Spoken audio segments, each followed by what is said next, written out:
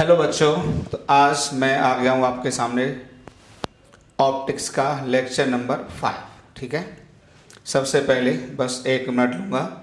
जिस भी आपके भाई बहन को मुझसे काकादेव कानपुर में ऑफलाइन कोचिंग के लिए पढ़ना हो तो मुझे इस नंबर पर कॉल करें 8009796826। ठीक है, कर लें इस पर कॉल, किसी को भी पढ़ना हो तो। ओके, अब देखिए यार, हम प्लेन मिरर की प्रॉपर्टीज आपको पढ़ा रहे थे कि क्या क्या प्रॉपर्टीज होती हैं image formed by plane mirrors की। ठीक है, इसमें जैसे जैसे यार आगे बढ़ेंगे आप देखेंगे कि प्रॉपर्टीज में ही मैं सारे क्वेश्चंस कवर कर देता हूं। तो बच्चों, आज मैं आपके सामने ऑप्टिक्स का लेक्चर नंबर 5 लेकर आ गया हूं और ऑप्टिक्स में मैं आपको आजकल पढ़ा रहा हूं properties of image formed by plane mirror. Okay, तो आप ये देखेंगे जैसे जैसे प्रॉपर्टीज मैं आपको पढ़ाऊंगा प्लेन मिरर के सारे क्वेश्चंस इसी में कवर हो जाएंगे।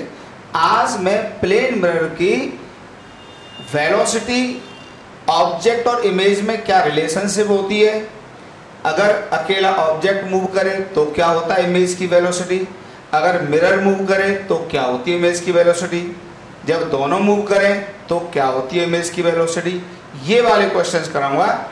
ज़्यादातर बच्चों को बहुत ही कठिन लगते हैं ये क्वेश्चन हमेशा।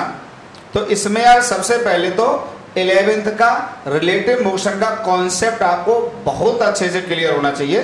तो मैं वहीं से स्टार्ट कर रहा हूँ। Use of kinematics and optics heading लिखी है मैंने, और basic concept of relative motion कि रिलेटिव मोशन होता क्या है। देखिए, सबसे पहले मोशन असल में क्या होता है, एक रिलेटिव टर्म है। रिलेटिव टर्म क्यों, इसको मैं ऐसे समझा दूं।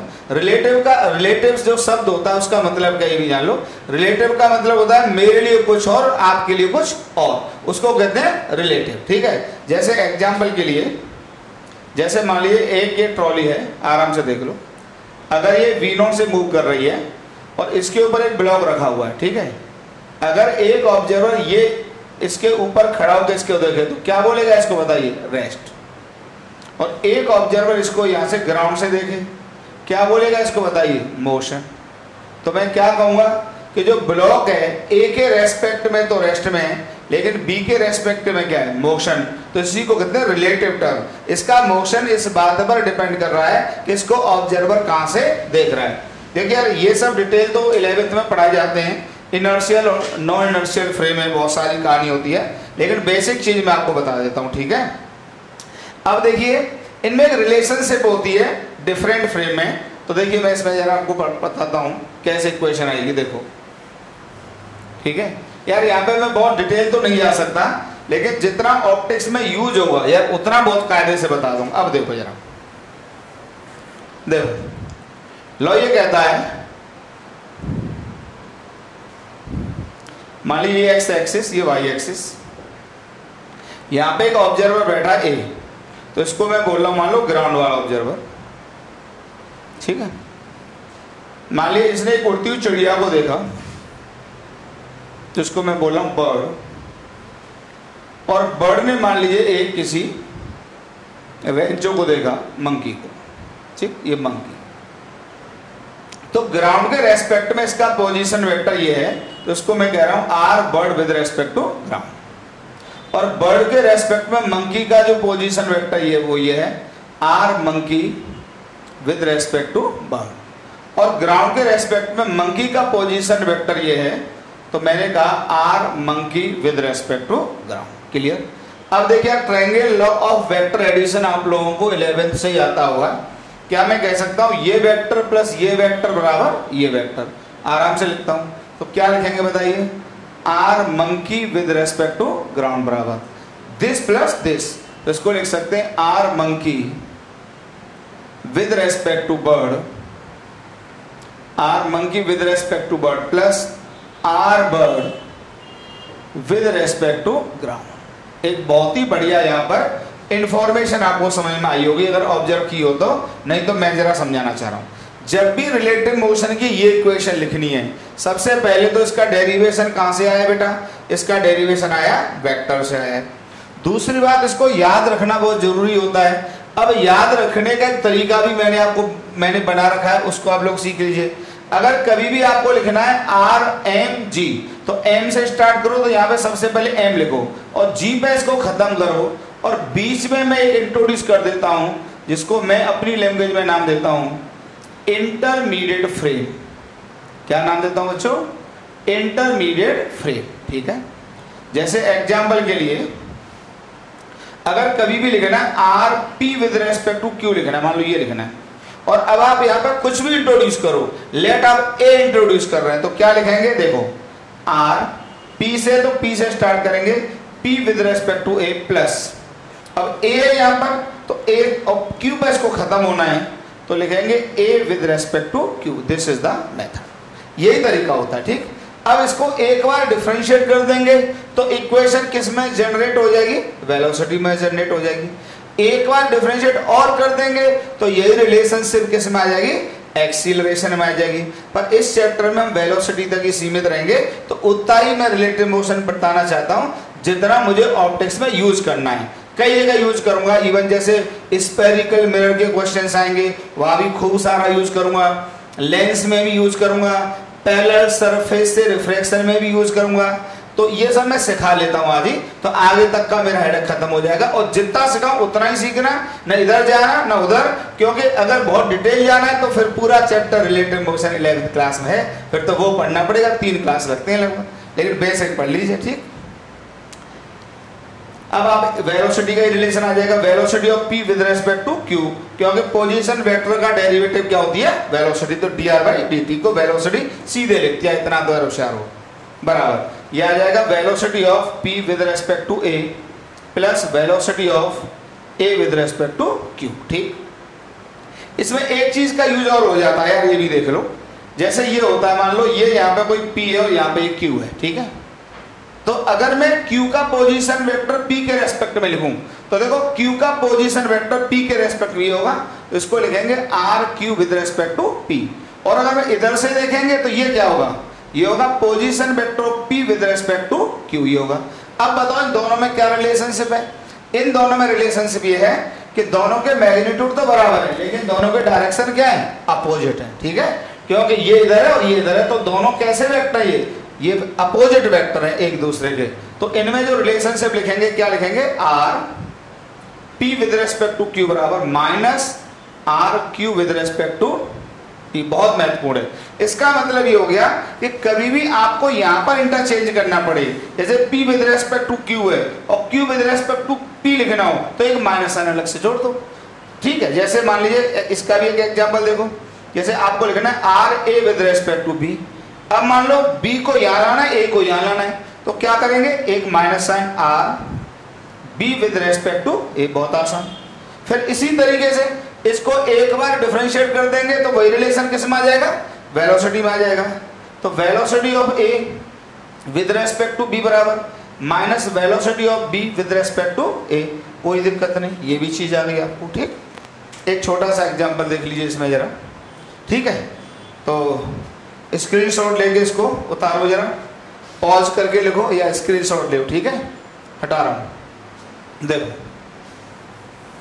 तो फाइनली ये आ गया कि अगर कभी भी लिखनी है velocity of P with respect to Q, ध्यान से देख लो, लेट आपको M इंट्रोड्यूस करना है, तो velocity of P with respect to M plus velocity of, अब यहीं से स्टार्ट करें, M with respect to Q। और अगर मान लीजिए P with respect to Q बराबर velocity of P with respect to M, और अगर इसको पलटना चाहते हो तो हम माइनस कर देंगे velocity of Q with respect to M। Please यार, बहुत महत्वपूर्ण इक्वेशंस हैं। ठीक है, एग्जाम्पल के लिए देखिए जरा। अब देखिए एग्जाम्पल मान लीजिए दिया हुआ है, ये यहाँ पे A है, ये यहाँ पे B है, तो वेलोसिटी ऑफ B जो दी हुई है विद रेस्पेक्ट टू A, इसको A दिए दे रहे हैं, मान लीजिए कुछ भी दिया I minus 2J plus 6K। ठीक, और A के रेस्पेक्ट में एक पार्टिकल यहाँ C है, मान लीजिए इसकी velocity of C with respect to A, ये भी आपको दी हुई है कुछ, मान लो 2I plus 6J minus K दिया हुआ है। ठीक है, अब सवाल मान लीजिए आपसे पूछ लिया है, find the velocity of C with respect to B, ये पूछ लिया है। Velocity of C with respect to B, ये बी है, सी की वेलोसिटी बी के रेस्पेक्ट में बतानी है, ठीक है। तो बहुत आसान है, कैसे लिखेंगे देखो आराम से solution. Velocity of C with respect to B बराबर, अब यहाँ पर मुझे इंफॉर्मेशन ए के बारे में क्वेश्चन में दी हुई है, तो ए को मैं यहाँ पे क्या करूंगा, इंट्रोड्यूस करूंगा। तो ए को इंट्रोड्यूस करूंगा, उसी नेम से क्या लिखेंगे, velocity of C with respect to A plus velocity of A with respect to B, कोनो दिक्कत नहीं। तो velocity of C with respect to B बराबर, अब बताइए C with respect to A ये चाहिए, ये दिया हुआ है, कितना दिया हुआ है बताइए, 2i प्लस 6j माइनस के, कोई दिक्कत बेटा, बहुत आसान है, प्लस अब a with respect to b चाहिए, लेकिन आपको यहां पर दिया है b with respect to a, तो क्या करना पड़ेगा बताइए, एक माइनस साइन लाना पड़ेगा। मैंने पहले ही बता दिया है कि अगर b with respect to a दिया और चाहिए a with respect to b, तो एक माइनस साइन अलग से लगा दो। तो माइनस आई प्लस 2j, अगर माइनस से मल्टीप्लाई करोगे तो ये माइनस आई हो जाएगा, ये 2j हो जाएगा और ये माइनस 6 की हो जाएगा। तो velocity of c with respect to b बराबर, ये यहाँ से इसमें से घटाएंगे तो कितना बचेगा बेटा, आई कैप बचेगा, 6j और 2j जुड़ के कितना बचेगा, 8j बचेगा, और इसको ध्यान से देखोगे तो क्या बचेगा, -7k बचेगा। इस तरह से हम लोग रिलेटिव मोशन यूज करेंगे, ठीक है, इस तरह से हम लोग बेटा इसमें रिलेटिव मोशन यूज करेंगे। आराम से देख लो, बहुत ही बेसिक चीजें पढ़ा रहा हूँ जितनी हमको ऑप्टिक्स में आवश्यकता है। ओके, हटाएं, पॉज करके उतारो, हटाने जा रहा हूँ, ठीक, पॉज करके उतारो या स्क्रीनशॉट ले, वही तरीका है। अब देखिए इसमें एक कॉन्सेप्ट और आता है, डायरेक्ट कॉन्सेप्ट या ऑब्जेक्टिव अप्रोच।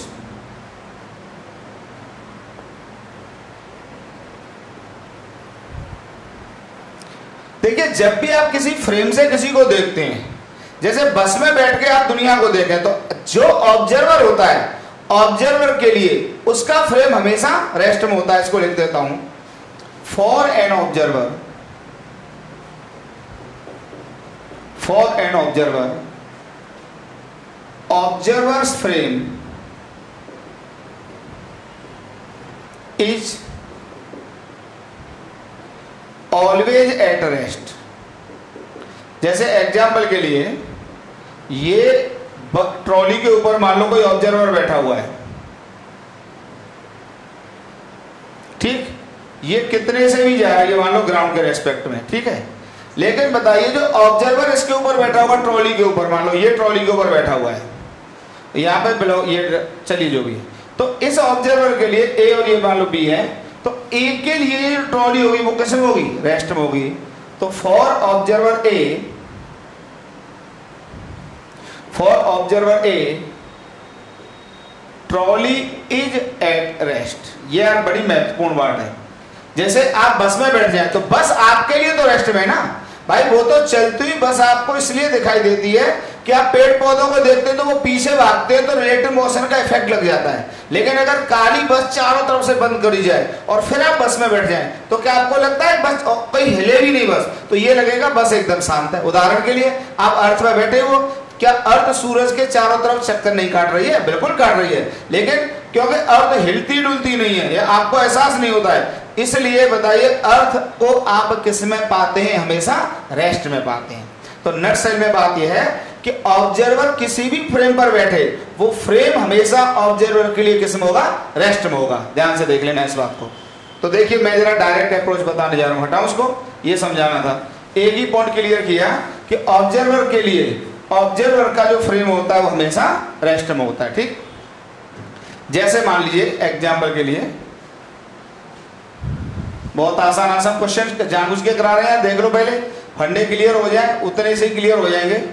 मान लो ये ब्लॉक ए है और यहाँ पे ब्लॉक बी है, ध्यान से देखना।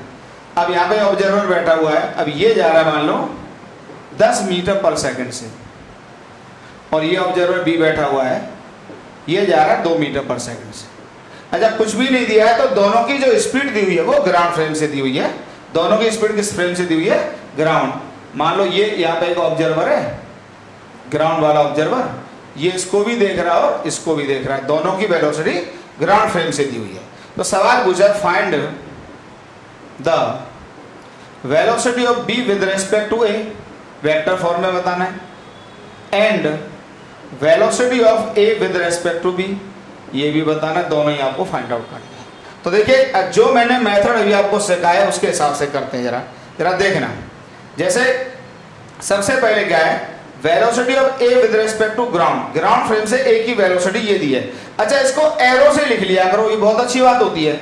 ये एरो का मैग्नीट्यूड कितना है, 10 मीटर पर सेकंड। अब यार ये मैग्नीट्यूड होता है किस तरीके से, क्या होता है, ये सब तो मैं वेक्टर में पढ़ाता हूँ 11th वाली क्लास में। बहुत जल्दी मैं 11th के स्टार्ट करने जा रहा हूँ, आप लोग उसमें सीखिएगा। तो ये तो लेकिन एरो से रिप्रेजेंटेशन है, ये तो मैं डायरेक्ट बोलूंगा कि 10 मीटर पर सेकंड का एरो है। और ठीक, और velocity of B with respect to ground, ये भी एक एरो है लेकिन इसकी एरो छोटा है, कितने का है, 2 मीटर पर सेकंड का एरो है। ये सब वेक्टर के कॉन्सेप्ट है। अब हमें क्या निकालना है, जरा देखो, velocity of B with respect to A. तो अब यहाँ पे ग्राउंड को इंट्रोड्यूस करेंगे, क्योंकि जो इन्फॉर्मेशन दी हुई है मुझे किसके बारे में दी हुई है, ग्राउंड। तो ग्राउंड को बच्चा मैं यहाँ पर इंट्रोड्यूस करता हूँ। तो ये आ जाएगा velocity of B with respect to ground plus velocity of ground with respect to A. और अगर आप यहाँ पर पलटाना चाहें तो माइनस साइन लगा के इसको पलट सकते हैं। ए आ जाएगा velocity of B with respect to ground minus velocity of A with respect to ground. ठीक, आप इस तरीके से भी लिख सकते हैं। अगर ये बी ऐसे भी लिख सकते हैं, बी है तो बी से स्टार्ट करो और फिर माइनस करके ए है तो ए से स्टार्ट करो, ये भी एक तरीका होता है। कुछ लोग ऐसे भी पढ़ाते हैं, बातें कहिए, ठीक है। अब ये आ जाएगा velocity of B with respect to A बराबर, अब देखिए B with respect to ground, B with respect to ground, क्या ये एरो है इधर, ये है कितने का, 2 मीटर पर सेकंड का, और plus A with respect to ground minus है। माइनस का मतलब क्या होगा, इसको उल्टा करना पड़ेगा क्योंकि अब माइनस लगा हुआ है। इतना 11th में पढ़ा हुआ, अगर किसी वेक्टर के सामने माइनस लगा दें तो इसका मतलब उसका केवल डायरेक्शन पलट जाता है। तो ये भी इधर हो जाएगा, तो ये इधर हो जाएगा 10 मीटर पर सेकंड। तो ये बराबर बताइए कितना आ गया, b with respect to a बराबर आ गया 12 मीटर पर सेकंड। अब इसी बात को मैं आपको डायरेक्ट बताना चाहता हूं, इधर थोड़ी जगह कम है, जरा देख लो कैसे। देखिए अब मैं यहां पे ऐसे लिखता हूं बच्चों को, अब आप फोटो जनरेट कर लो, आपको चाहिए क्या, b with respect to a, तो आप लिख लो b with respect to a, ठीक है। अब देखिए b with respect to a का b का मतलब ये क्या होगा, b ऑब्जेक्ट होगा और ये क्या होगा, ऑब्जर्वर होगा। और ऑब्जर्वर ऑलवेज किस में होता है, ऑलवेज एट रेस्ट। बड़ी बेहतरीन बात बता रहा हूं, हमेशा रेस्ट में होता है। तो ए को हमेशा ए के रेस्पेक्ट में जब आप देख रहे हैं इसको, तो ए को आप रेस्ट में ले लीजिए। तो ध्यान से देखना जरा, ये ए था, ये तो ये तो बेटा रेस्ट में आ गया। और यहां पर आप बी देख रहे हैं, बी इस पर बैठा हुआ है, ये अच्छा ये कितने से आ रहा था, 2 मीटर पर सेकंड से। जब इस पर बैठ के देख रहे हैं आप इसको, तो देखो नेम ये कहता है इसके पास जो भी वेलोसिटी हो इसको अपोजिट डायरेक्शन में दे दो। देखिए ग्राउंड फ्रेम से इसके पास 10 थी, तो पलटा के दे दो इधर 10। जब इसको 10 दोगे ये, तो बताइए जरा इसके पास कितनी हो गई, तो velocity of B with respect to A का जो वेक्टर आ गया, ये आ गया 12 मीटर पर सेकंड, डायरेक्ट आ गया। यही शायद यहां से आया था और डायरेक्शन के साथ आया था, इधर ही आ रहा है, ये भी इधर आ रहा है। जैसे इसी तरीके से अगर आपको बताना है A with respect to B, ये बताना है, तो देखिए अब की बार ए कौन है, यहां पर ए है ऑब्जेक्ट, ठीक, बी कौन है बताइए, ये ऑब्जर्वर, ठीक। तो अब की बार रेस्ट में कौन होगा, ये होगा always at rest, always at rest. ध्यान से देख लेना, हमेशा रेस्ट में होता है। तो बी को रेस्ट में ले लो अब की बार, ये बी है, देखो ये रेस्ट में आ गया, लेकिन रेस्ट में तो आएगा, लेकिन जो कुछ इसके पास होगा काइनेमेटिक क्वांटिटी, वेलोसिटी, एक्सीलरेशन, ये इसको पलट के मिलेगा। तो देखो ए के पास क्या है, ए के पास अपना है कितना, 10 मीटर पर सेकंड, और ये इसको देख रहा है, तो इसके पास 2 की वेलोसिटी इधर थी, 2 और इसको मिल जाएगी। तो बताइए जरा velocity of A with respect to B कितना आ गया, ये आ गया 12 मीटर पर सेकंड, लेकिन इसका डायरेक्शन इधर आएगा और इसका डायरेक्शन लेफ्ट में आएगा, लेफ्ट, और ये डायरेक्शन किधर आएगा बेटा, राइट आएगा। एकदम फंडा क्लियर, एकदम फंडा क्लियर। जरा आराम से उतारो स्क्रीनशॉट लेके, एक एक बात बड़ी दमदार है, लेकिन मैं उतना ही रिलेटिव मोशन आप लोगों को पढ़ा रहा हूं जितने से मेरा ऑप्टिक्स में काम चल जाए। इसके बिना तो काम ही नहीं चलेगा, काम ही नहीं चलेगा। ठीक है, स्क्रीनशॉट ले, मैं इस साइड से हो जाता हूँ, स्क्रीनशॉट ले, इसको आराम से उतारो। ठीक है, चलिए हटाता हूँ। जैसे मैं डायरेक्ट ऑप्टिक्स से एग्जाम्पल उठा लेता हूँ उसके रिलेटिव मोशन का, इसके बाद बात करता हूँ। जैसे एग्जाम्पल कुछ ऐसे आएंगे, देखो ध्यान से। जैसे मान लो ये, चलो इसका ले लीजिए, मिरर है, मान लो ये मिरर है। अब मिरर मान लो इधर जा रहा है 100 मीटर पर सेकंड से। ठीक है, ये एंगल 53 डिग्री है। ठीक, और ऑब्जेक्ट यहाँ पर है, ये इधर जा रहा है 50 मीटर पर सेकंड से। ध्यान से देख लेना, ये एंगल 37 है। अच्छा, एक ट्रायंगल आपके बहुत यूजफुल होता है, हो सकता है आपको याद हो ना याद हो, जरा इसको देख लो। एक राइट एंगल ट्रायंगल जिसमें ये 90 होता है, एक एंगल 53 होता है और एक एंगल 53 होता है। तो देखिए, जो सबसे बड़ी साइड होती है इसको मैं 5 कहता हूँ, ये एंगल बड़ा है, फिर ये इसको मैं 4 कहता हूँ, इसको मैं 3 कहता हूँ। तो इससे आपकी बहुत सारी वैल्यू बड़ी इजीली कैलकुलेट हो जाती हैं। जैसे आपको sin 37 लिखना है, बहुत यूजफुल है, देख लो। sin 37 होगा दिस अपॉन दिस, तो बताओ कितना आ जाएगा, 3/5। ऐसे ही cos 37 लिखना है, cos 37 होगा बेस अपॉन दिस, ये आ जाएगा 4/5। एंड tan 37 जो आ जाएगा वो आ जाएगा परपेंडिकुलर अपॉन बेस, तो इसकी वैल्यू आ जाएगी बेटा 3/4। ओके, इसी तरीके से अगर आप 53 के लिए लिखना चाहें सारी वैल्यू, sin 53 आ जाएगा दिस अपॉन दिस, तो कितना आ जाएगा बेटा 4/5। ऐसे आ जाएगा cos 53 आ जाएगा दिस अपॉन दिस, तो कितना आ जाएगा बताइए, 3/5। ऐसे ही tan 53 जो आ जाएगा, tan 53 आ जाएगा दिस अपॉन दिस, तो बराबर कितना आ जाएगा 4/5। ये बहुत यूजफुल कॉन्सेप्ट है। ठीक है, इसको भी याद कर लो। वैसे तो बच्चों को याद हो जाता है, लेकिन अगर नहीं है तो जरा देख लो, आपने हो सकता है बाई चांस पहले ना पढ़ाओ। तो ट्रायंगल बहुत यूजफुल है। ठीक है, इसको भी नोट कर लो स्क्रीनशॉट लेके, बाद बाकी मैं हटाता हूँ, इसको समझाना है मुझे। ओके, हटा रहा हूं। अब देखिए मिरर है। अच्छा, कुछ भी ना दिया हो तो मिरर हो चाहे ऑब्जेक्ट हो, दोनों की वेलोसिटी किस फ्रेम से मानेंगे, ग्राउंड। तो मान लो ये बाउंड यहाँ खड़ा हुआ है ग्राउंड वाला, ये इसको भी देख रहा हो, इसको भी देख रहा है। तो मान लीजिए हमको बताना है फाइंड द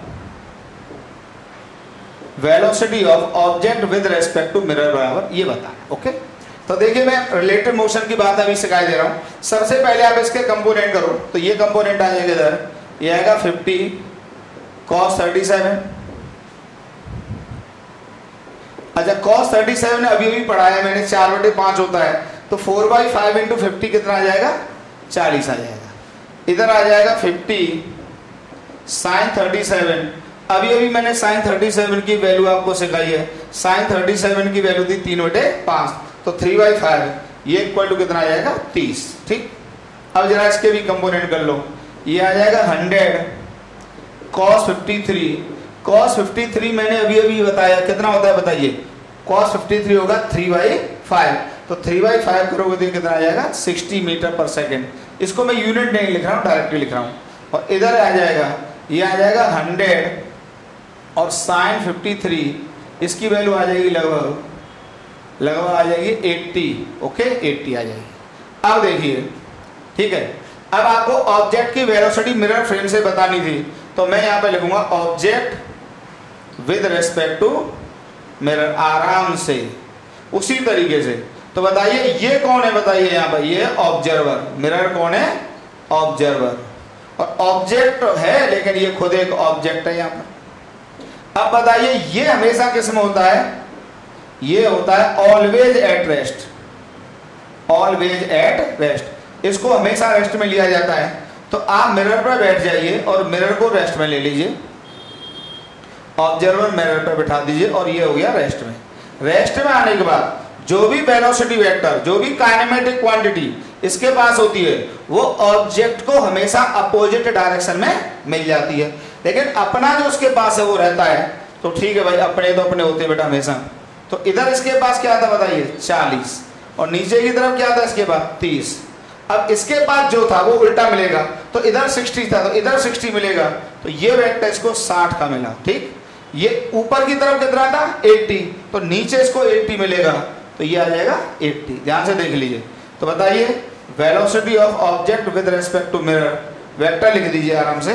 देखिए तो इधर कितना आएगा 60, इधर 40 तो घटेगा, तो ये वेक्टर इधर बचेगा कितना 20, नीचे की तरफ 80 और 30 कितना हो जाएगा 110, तो ये वेक्टर आ जाएगा 110।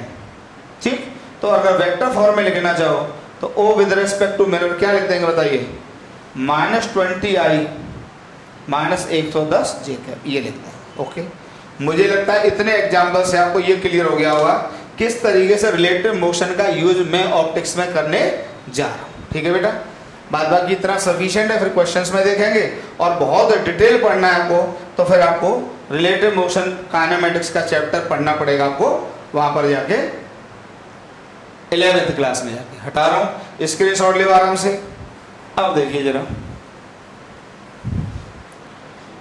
अब देखिए इसी काइनेमेटिक्स का यूज, तो यूज ऑफ, या सीधे लिखो काइनेमेटिक्स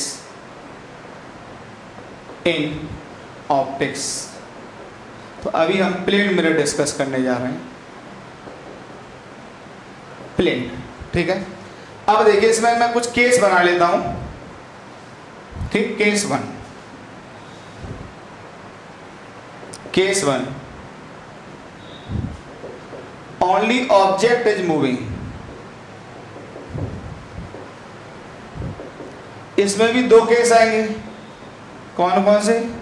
फर्स्ट आएगा object is moving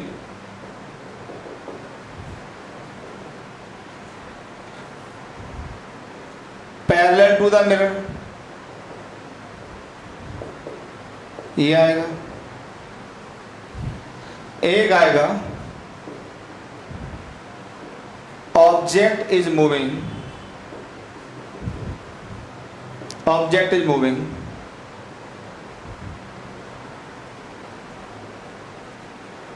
perpendicular to the mirror. ठीक, अब देखिए मिरर के पैरेलल किसे कहते हैं, ध्यान से सुन लो। ये अगर मिरर है तो अगर ऑब्जेक्ट इस डायरेक्शन में मूव करे इधर, ठीक, वेलोसिटी ऑफ ऑब्जेक्ट, ये ऑब्जेक्ट है, तो इसको कहेंगे object is moving parallel to the mirror. लेकिन अगर ये मिरर है, आराम से सुन लो, बहुत आसान है, ये ऑब्जेक्ट अगर ऐसे मूव करे VO, तो इसको कहेंगे object is moving perpendicular to the mirror. ये परपेंडिकुलर टू द मिरर है, क्यों? देखिए परपेंडिकुलर डालो तो ये आ जाएगा, और ये मोशन ऑब्जेक्ट का मिरर के पैरेलल है। ठीक है, अब यहाँ पे जरा सुन लो नियम क्या होता है, बहुत आसान होता है। ठीक, अब यार इतना आपको पहले ही बता दिया था हमने कि अगर जैसे ये मिरर है, ध्यान से सुन लेना, और मान लो इस रॉड का मुझको इमेज बनाना है। ओके, इस रॉड का इमेज बनाना है, तो यार इस रॉड का इमेज उतना ही लेंथ का तो बनता है, ये तो बता चुके हैं पिछली क्लास में।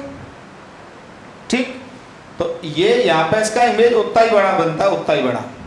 ठीक, इसका मतलब ये हो गया कि dt टाइम में जितना इधर चलेगा, मान लिया dt टाइम में ये इधर चला dy, तो इसकी इमेज इसके पीछे बनेगी, तो इमेज भी बताइए dt टाइम में कितना चलेगी dy, तो वेलोसिटी ऑफ जो इमेज हो जाएगी वो हो जाएगी dy बाई dt, और ऑब्जेक्ट की वेलोसिटी भी होगी dy बाई dt।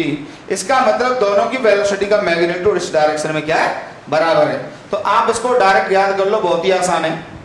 हम डेरिवेशन तो ऐसे ही देते हैं कि भाई ये dt टाइम में dy गया, ये dt टाइम में dy गया, तो इमेज की वेलोसिटी हो गई dy बाई dt, ऑब्जेक्ट की वेलोसिटी भी dy बाई dt, दोनों बराबर है। ठीक, बाद बाकी याद करने का तरीका ये है कि अगर ऑब्जेक्ट ये है तो इमेज यहाँ बनेगी। ठीक, और अगर ये 10 मीटर पर सेकंड से नीचे की तरफ जा रहा है तो इमेज भी 10 मीटर पर सेकंड से नीचे की तरफ जाएगा। एकदम आसानी से याद कर लीजिए, बहुत आसान है, बहुत आसान है। ठीक, अब यहाँ पर आ जाओ। हाँ, लेकिन इसमें एक चीज याद रख लेना, इसको जरा मैं हटा रहा हूँ इसको प्लीज। जैसे मान लीजिए कुछ क्वेश्चन ऐसे आ जाए कि मिरर अगर मूव करे, ये ऑब्जेक्ट रेस्ट में हो, ये मान लो रेस्ट में, और मान लीजिए मिरर मूव कर रहा है 10 मीटर पर सेकंड से, तो कुछ लोगों को ये लगता होगा कि इमेज मूव करेगी। नहीं नहीं, इमेज रेस्ट में होगी, इमेज भी किस में होगी, रेस्ट में। इसका लॉजिक क्या है? लॉजिक देखो ये है कि यार मान लो ये मिरर ये था, ध्यान से सुन लेना। ठीक है, अब हमें इमेज बनाने के लिए 2 रे तो चाहिए थे, तो वो रे हमने यहाँ पर जाके इंटरसेक्ट करा दी इस तरीके से, आराम से देख लो, ठीक है, ये बन गई इमेज। अगर ये मिरर थोड़ा बढ़ जाएगा तो इस पर फर्क क्या पड़ेगा, यही तो फर्क होगा, ये अब की बार यहाँ ना टकरा के यहाँ टकरा जाएंगे, उससे क्या फर्क पड़ेगा, इमेज तो अभी भी बन गई ना। तो अगर केवल मिरर मूव करे इस डायरेक्शन में, बहुत अच्छा पॉइंट है, केवल मिरर मूव करे, या ये कहो कि इस केस में मिरर जब इस डायरेक्शन में मूव करता है तो इमेज पर उसकी वेलोसिटी का कोई भी असर नहीं आता है। बहुत अच्छा पॉइंट है, मिरर का इस डायरेक्शन वाली वेलोसिटी का कोई भी असर नहीं आता है। चाहो तो लिख लो, और नहीं तो बहुत ही आसान पॉइंट है, दिमाग में रख लो इस बात को कि अगर मिरर इस डायरेक्शन में मूव करता है तो इमेज पर इसकी वेलोसिटी का कोई भी इफेक्ट नहीं आता है। ठीक है, हटा दें। जैसे मैं इसी पे एक एग्जांपल आपको दूं, छोटा सा देखते चलो। जैसे मान लीजिए ये ऑब्जेक्ट होता, ये ऑब्जेक्ट इधर जा रहा होता 2 मीटर पर सेकंड से, और इधर ये मिरर जा रहा होता 15 मीटर पर सेकंड से, तो ग्राउंड फ्रेम से जो ऑब्जर्वर देखता वो इमेज होती यहाँ पर, ये इसका कोई इफेक्ट नहीं होगा, केवल ये ऊपर जा रहा है तो ये भी ऊपर जाएगा, कितने से 2 मीटर पर सेकंड। फंडा क्लियर हुआ? अब तो आसानी से हो गया होगा, कोई बात ही नहीं। ठीक है, तो मिरर के मोशन का अलोंग या पैरेलल टू द मिरर कोई भी असर नहीं आता है। दूसरा केस देख लो जरा,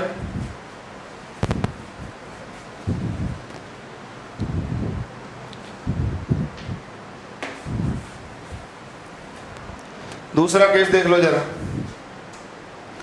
अगर मान लीजिए ऑब्जेक्ट इस डायरेक्शन में जा रहा है, ऑब्जेक्ट ये है इस डायरेक्शन में वीओ, तो देखिए वीओ से जा रहा है तो dt टाइम में मान लो यहां से dx चला गया, तो यार बताइए जो इमेज होगी क्या ये जो इमेज होगी क्या वो भी तो यहाँ पे कितने से चली जाएगी, जितने से जाएगा उतने से जाएगा dx। तो बताइए जो इमेज की वेलोसिटी आ जाएगी dx बाई dt, और ऑब्जेक्ट की वेलोसिटी हो जाएगी dx बाई dt। तो दोनों का मैग्नीट्यूड तो सेम है, लेकिन ध्यान से देखो डायरेक्शन दोनों का अपोजिट है। तो इस केस में क्या होता है, जब ऑब्जेक्ट मिरर के परपेंडिकुलर मूव करता है तो मैग्नीट्यूड तो सेम होता है, जैसे इधर ऑब्जेक्ट जा रहा होता है 10 मीटर पर सेकंड से, तो इमेज उतना ही पीछे बनेगी, तो मैग्नीट्यूड तो वही होगा 10 मीटर पर सेकंड, लेकिन डायरेक्शन क्या होगा, अपोजिट होगा, तो इधर जा रहा होगा इमेज 10 मीटर पर सेकंड से। आराम से देख लो। इसी तरीके से ये मिरर होता, यहाँ पर ऑब्जेक्ट होता, अगर ऑब्जेक्ट मान लीजिए इधर जा रहा होता 5 मीटर पर सेकंड से, तो इमेज इसके पीछे बनती, तो दोनों का मैग्नीट्यूड तो सेम होता लेकिन डायरेक्शन अपोजिट होता, तो ये कितना होता इधर, ये भी होता इधर 5 मीटर पर सेकंड। क्लियर हुआ फंडा बेटा? इस तरह से होता। हटाएं, स्क्रीनशॉट ले लो।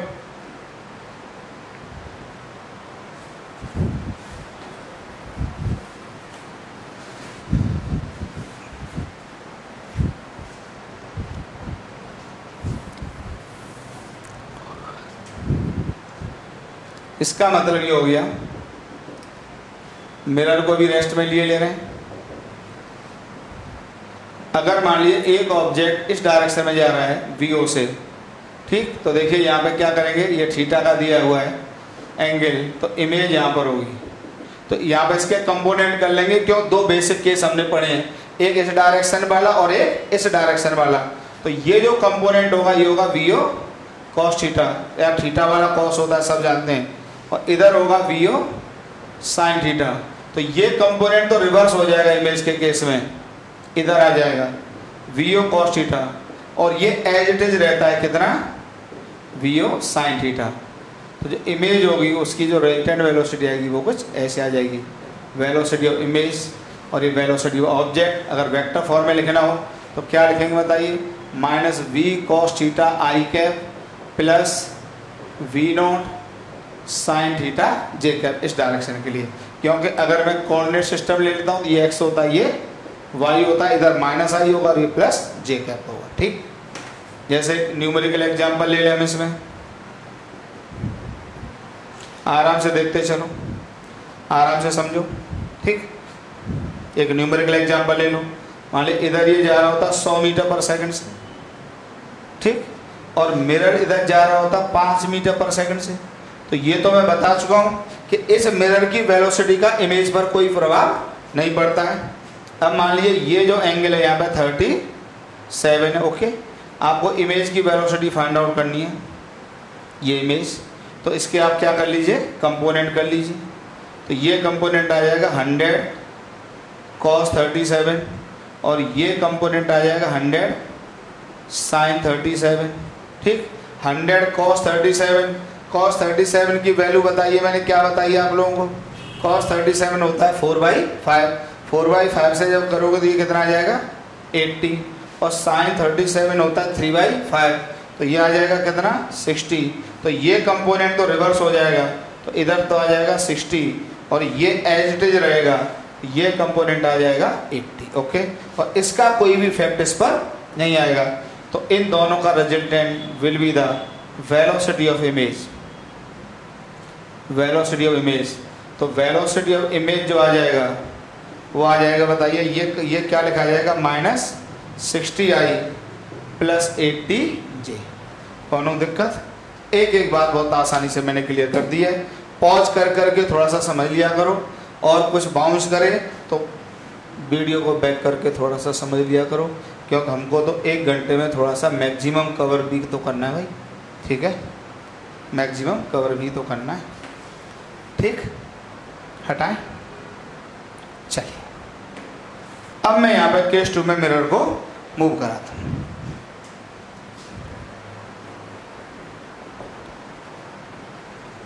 Only mirror is moving.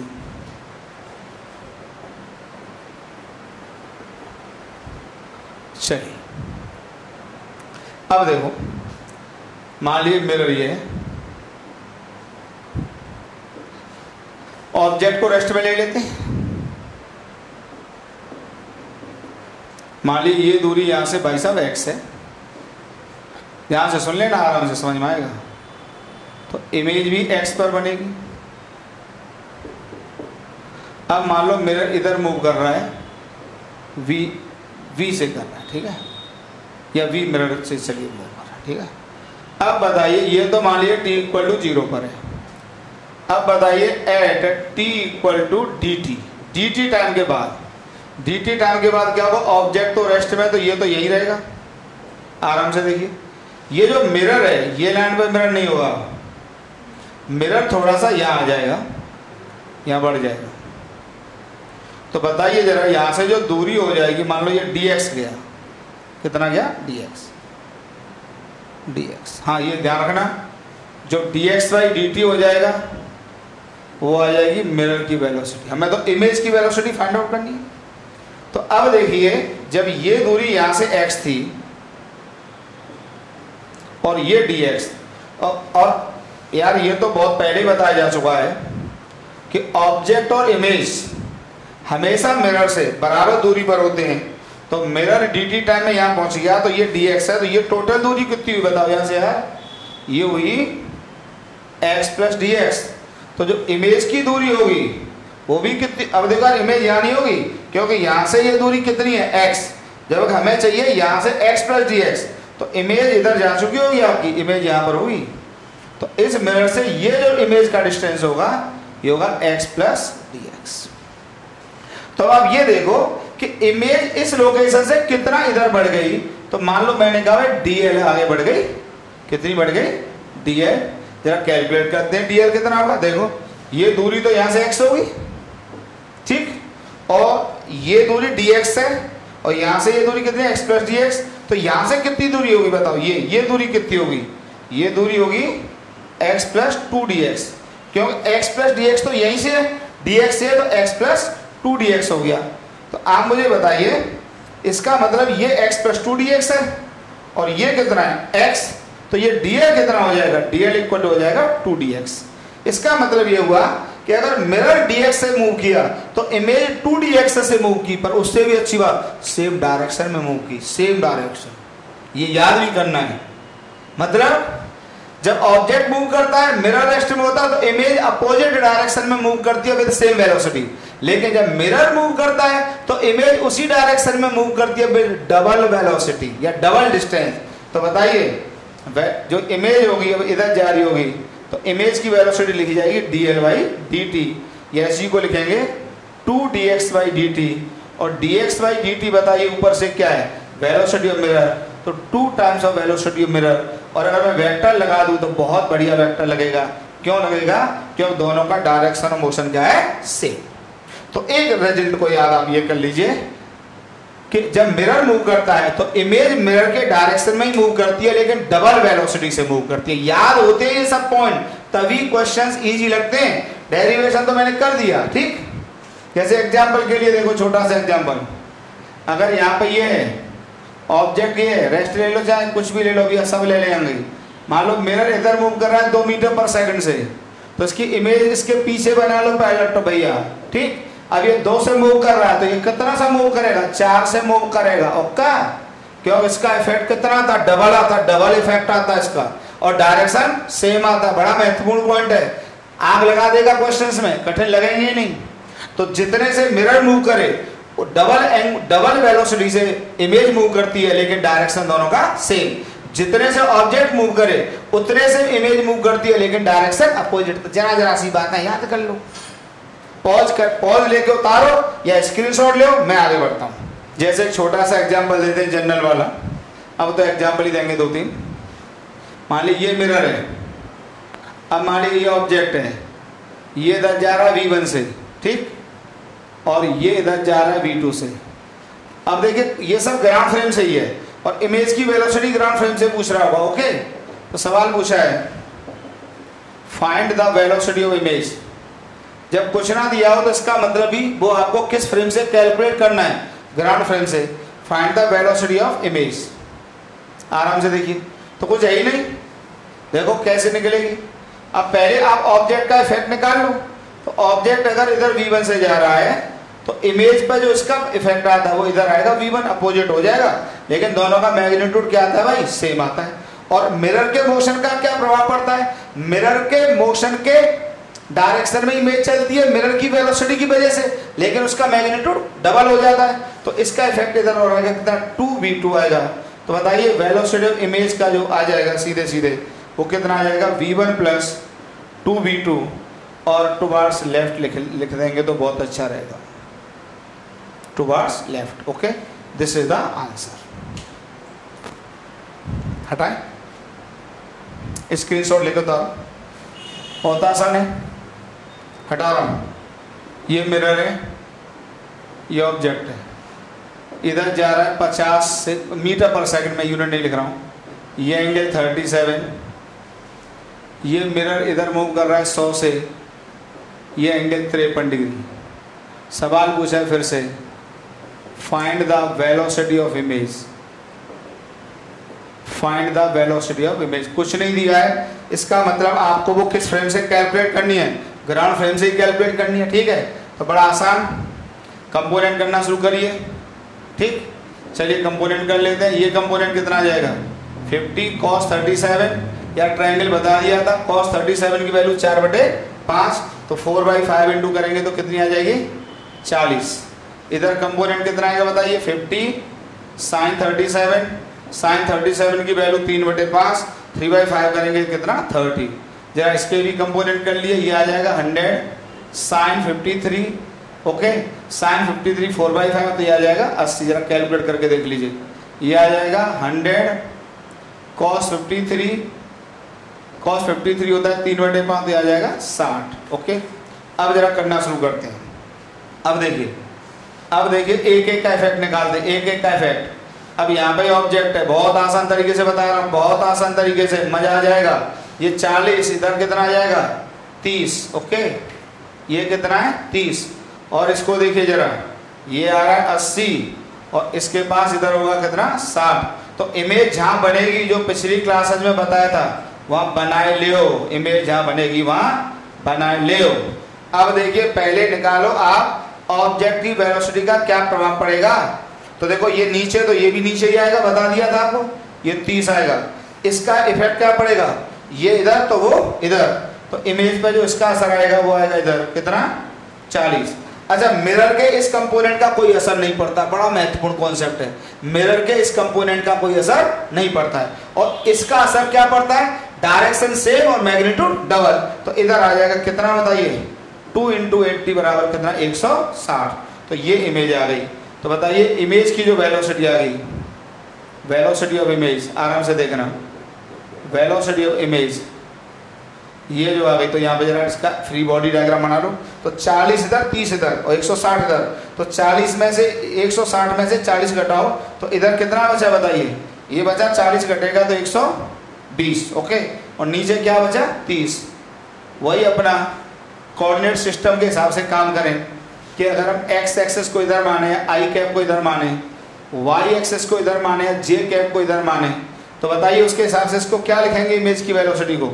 Velocity of image with respect to ground, ये हमेशा आंसर करना होता है। तो यह आ जाएगा 120 I cap minus 30 J cap. This is the answer. बहुत अच्छा क्वेश्चन है, आराम से देखिए, ठीक है। स्क्रीनशॉट ले, एक एक चीज को रिवाइज करके देखो, आराम से हटाएं, हटा रहे हैं।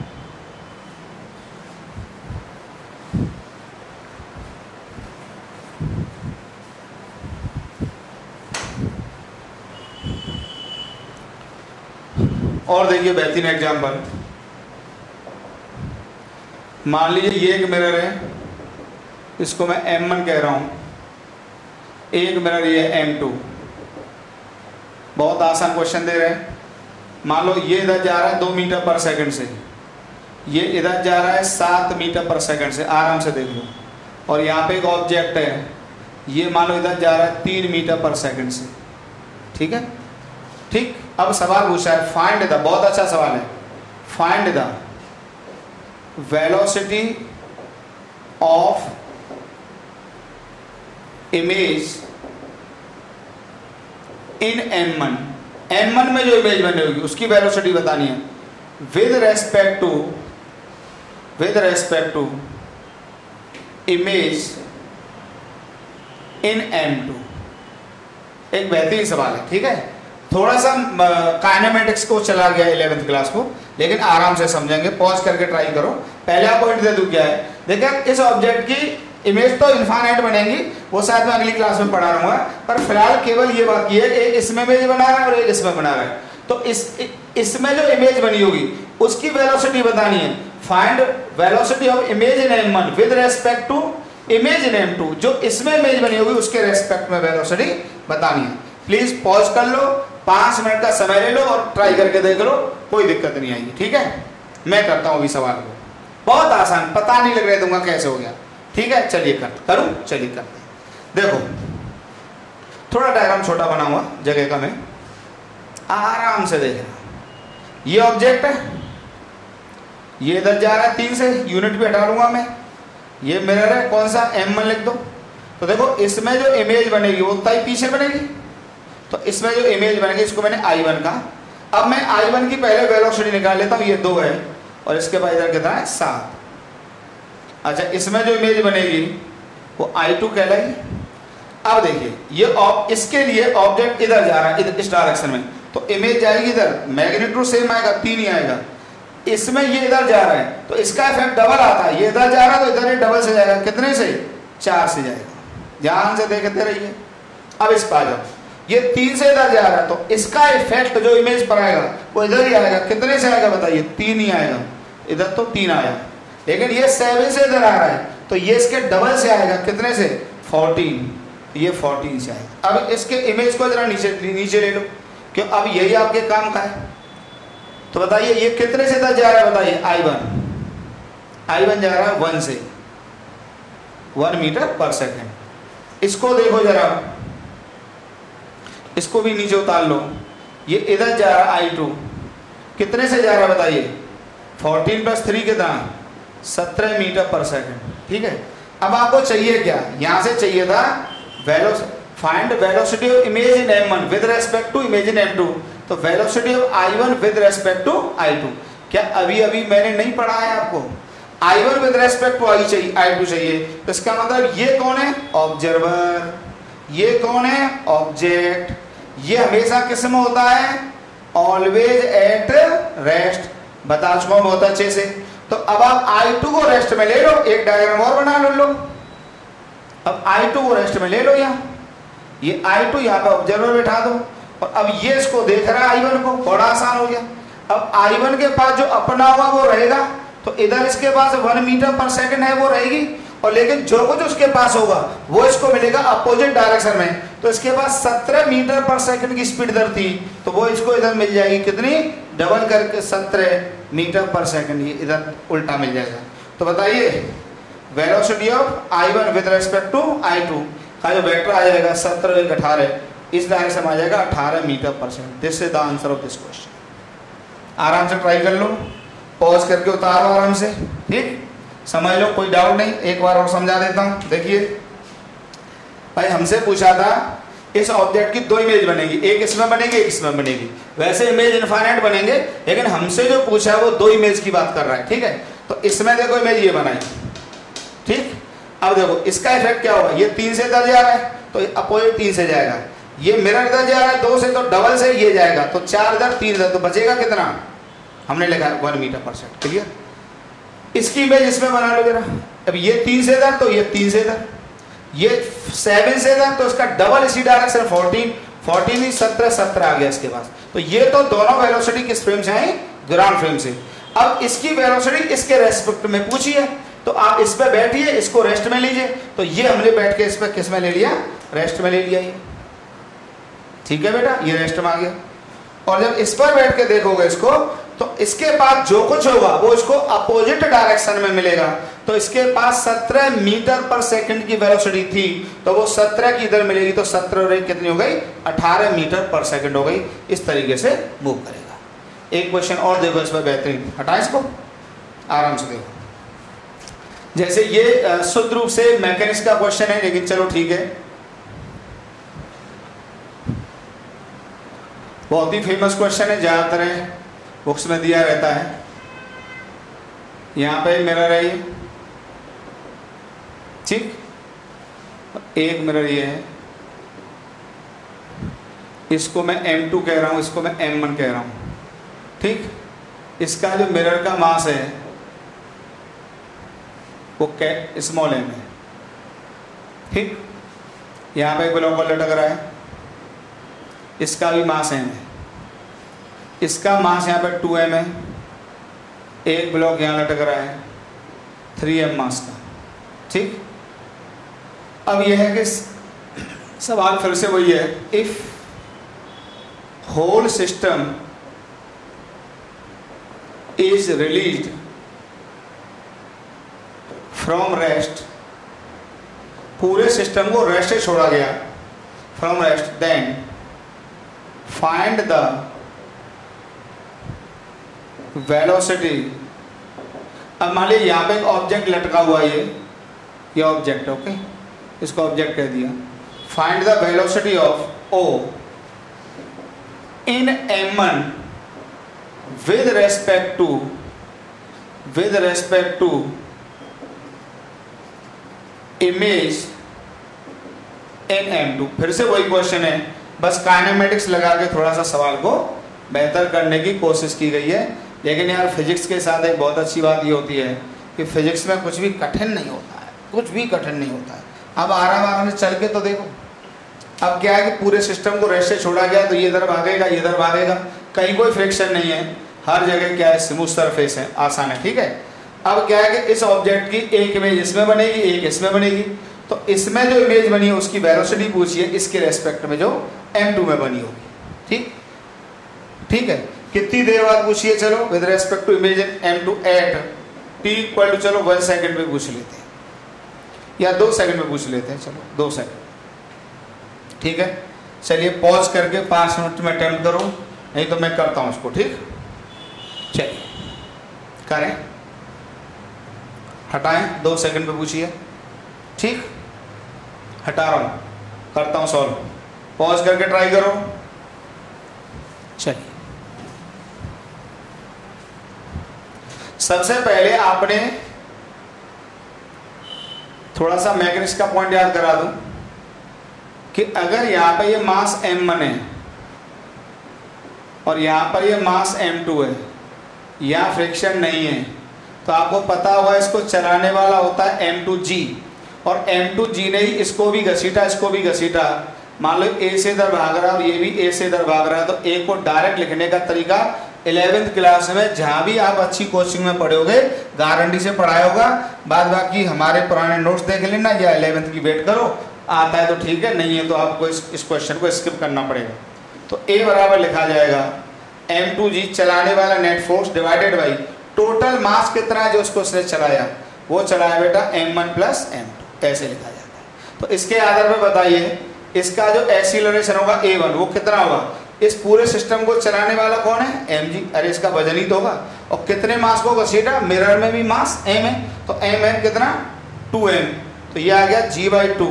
g/2 का मतलब कितना आ गया बेटा, तो a1 इक्वल टू आ गया 5 मीटर पर सेकंड स्क्वायर, एक्सीलरेशन आ गया। इसी तरीके से इसका कितना आएगा बताइए, a2 बराबर इस पूरे सिस्टम को चलाने वाला कितना होगा बताइए 3mg, और कितने मास को घसीट रहा है 2m प्लस 3m बराबर 5m, तो a2 बराबर कितना आ जाएगा मेरे हिसाब से, ये आ जाएगा 6 मीटर पर सेकंड स्क्वायर। ओके, अब पूरा सिस्टम रेस्ट से चला है और एक्सीलरेशन क्या है, कांस्टेंट है, तो 2 सेकंड बाद इसकी भी वेलोसिटी निकाल लो, इसकी भी वेलोसिटी निकाल लो 2 सेकंड बाद, क्योंकि हमसे रिलेटिव मोशन कितने सेकंड बाद डिस्कस करा है, 2 सेकंड बाद। तो मैं यहाँ पे क्वेश्चन लगा दूंगा v equal to U plus A T.